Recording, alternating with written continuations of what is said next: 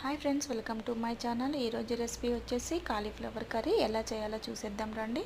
ముందుగా కాలీఫ్లవర్ను చిన్న చిన్న ముక్కలుగా కట్ చేసుకొని ఒక గిన్నెలోకి వేసుకొని కొంచెం పసుపు అలాగే సాల్ట్ వేసుకొని మరిగించుకోవాలి వేడి నీళ్ళలో.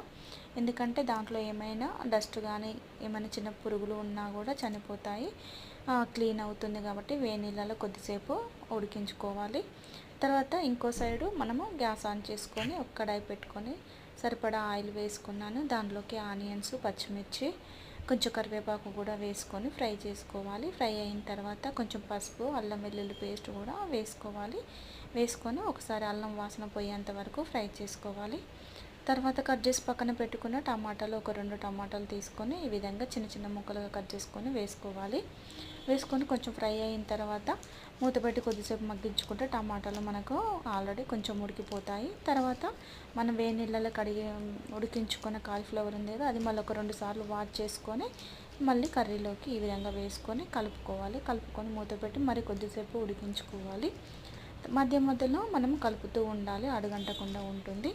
తర్వాత టేస్ట్కి తగినంత సాల్ట్ వేసుకొని మరి కొద్దిసేపు మగ్గించినట్లయితే కాలీఫ్లవర్ అనేది మనకు తొందరగా ఉడికిపోతుంది. ఆల్రెడీ వేడి నీళ్ళల్లో ఆల్మోస్ట్ కొంచెం ఉడికి ఉంటుంది. కర్రీలోకి మళ్ళీ కొద్దిసేపు ఇట్లా సాల్ట్ వేసి ఉడికించినట్లయితే కాలీఫ్లవర్ అనేది తొందరగా మగ్గిపోతుంది. తర్వాత మన రుచికి తగినంత కారం వేసుకున్నాను. ఇక్కడ 1 టేబుల్ స్పూన్ వరకు వేసుకొని అంతా ఒకసారి ఈ విధంగా కలుపుకోవాలి. ఇదంతా మీడియంలో మనం గ్యాస్ అనేది మీడియం ఫ్లేమ్లో ఉంచుకొని ఉడికించుకోవాలి, అడగంటకుండా ఉంటుంది. కారం వాసన పోయేంత వరకు కూడా ఫ్రై చేసుకున్న తర్వాత చివరిలో కొంచెం కరివేపాకు కూడా వేసుకొని ఒకసారి కలుపుకోవాలి.